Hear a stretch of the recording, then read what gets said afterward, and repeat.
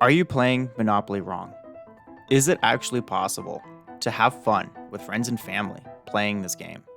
Is it possible to play a game in just 30 minutes and rarely ever have a game go over an hour? Turns out, you're probably playing Monopoly wrong and don't even know it. Monopoly has a unique abundance of gray areas and bent rules. Imagine playing Battleship and deciding you get to move your ship because it got hit, or loaning chips in poker because you ran out.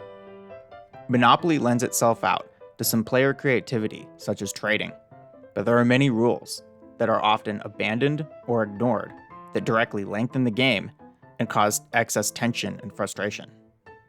In this video, we're going to break down which rules you either don't know or don't use that are making the game longer and more chaotic. Monopoly is meant to be a game of scarcity. Players are supposed to have low money and high stakes rolls. Sometimes this principle hits a little too close to home for all you bill payers out there. But just like playing your +4 card in I.O.U, you have to be ready to obliterate your opponent. The money isn't real, so be ready to send mom to the soup kitchen. The number one rule that is either not understood or is ignored is auctions. There's good reason for this too. Most people learn to play Monopoly as young kids, and the concept of conducting an auction is hard to grasp. Going from playing Candyland to bidding in an auction is basically skipping a decade of cognitive development. So most times, parents skip this rule to make the game playable. And many of those kids still don't know the rule into adulthood. This slows down the game dramatically. Every property on the board is a steal at $10. So logically, there's no reason for any property to not be bid on. This makes it so that virtually every time a property is landed on for the first time, it will be acquired.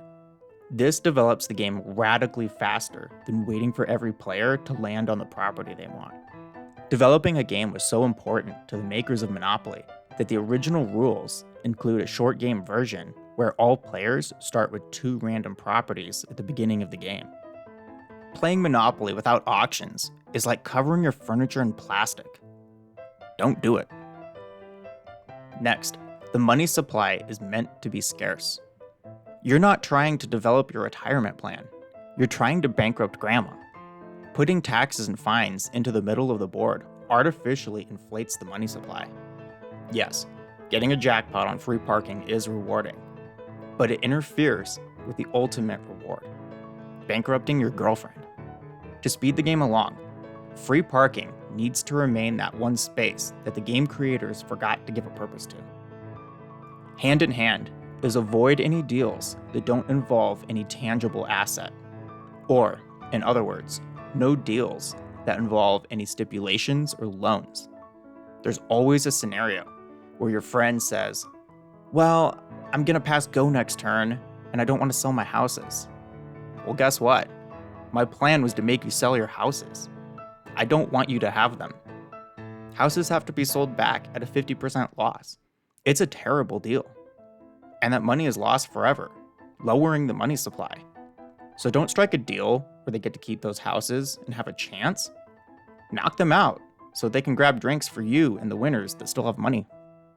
If you want some tips on good trades, you can check out my Monopoly trading video on moneymakers. Also, the rule that once someone rolls the dice, you can't collect rent is meant to speed up the game. I'm not advocating rolling hyper fast on purpose to screw people over. Have some decency. But it keeps players paying attention. Now is not the time to be watching TikTok. You can watch that when you go bankrupt. Enforce this rule to keep the game moving. Also, you can collect rent when you're in jail. Who told you you couldn't? Some other misplayed rules are, if you land directly on go, you don't collect $400, nor do you have to pass go to get $200. You get $200 no matter what once you reach this space. Also, some people play where you need a lap around the board before you can buy property. This is meant to even out the playing field for players rolling last. This is nonsense. If you're going last, then roll the dice better next time. And if you bankrupt someone, you keep their stuff. Why would you send their stuff back to the bank and have to do some of the game over again? However, this does need to be implemented properly, and doing this wrong is only going to uncover your friend's fragile masculinity sooner. At the point of bankruptcy, the player must try to acquire the maximum amount of money possible, meaning they must sell all of their houses, mortgage all of their properties, or desperately try to make a trade.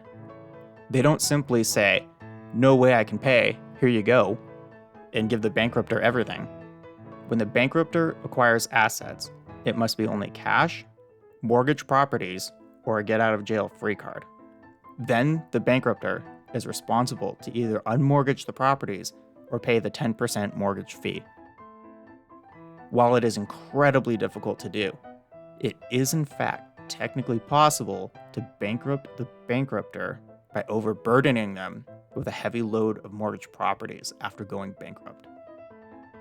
The quest to being the only player at the table with paper printed by Hasbro or without friends shouldn't be a long one. There are probably other technical rules people commonly ignore that I missed. If you think of one, write it in the comments. If you'd like to help this channel grow so that I can create more content, then consider subscribing. If you have an idea that you think would make a good video, leave it in the comments. And thank you for watching.